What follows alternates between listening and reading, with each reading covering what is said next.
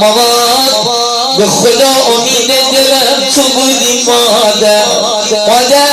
علی جان ما هزار امید و آرزو از دنیا رفتی دل همه اون علی جان سوزون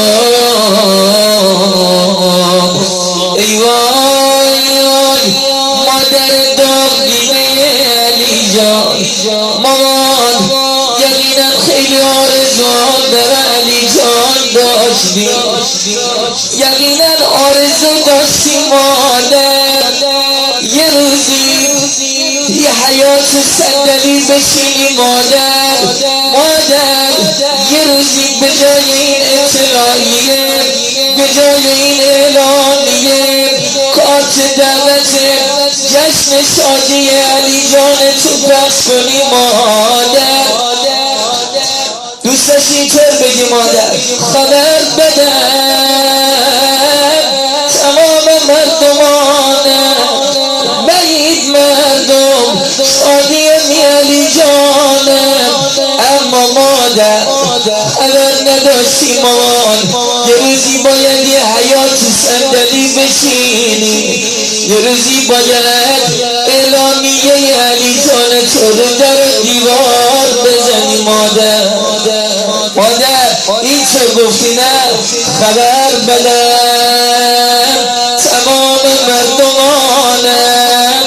به این مردم عزایمی علی جانم به این مردم عزایمی جوانم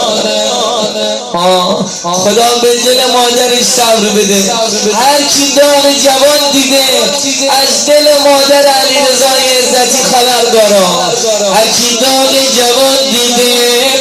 از دل خواهرای علی رضای عزتی خبر داره چرا؟ آخه میگن سرآمد داغهای دنیا دوتا داغ مردم اول میگن داغ اولاد جوانه میگن داغ اولاد جوان قوت قلب پدر و مادر رو کم میکنه دوم میدونی چیه؟ دومم میگن داغ برادره میگن داغ برادر کمر خواهر و برادر رو میشکنه لا اله الا الله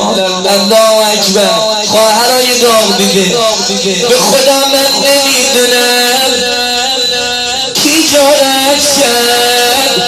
خبر مرگ علی جان برای شما بیاره نبودید لحظه های آخر بگو علی جانم به خدا نمیدونستم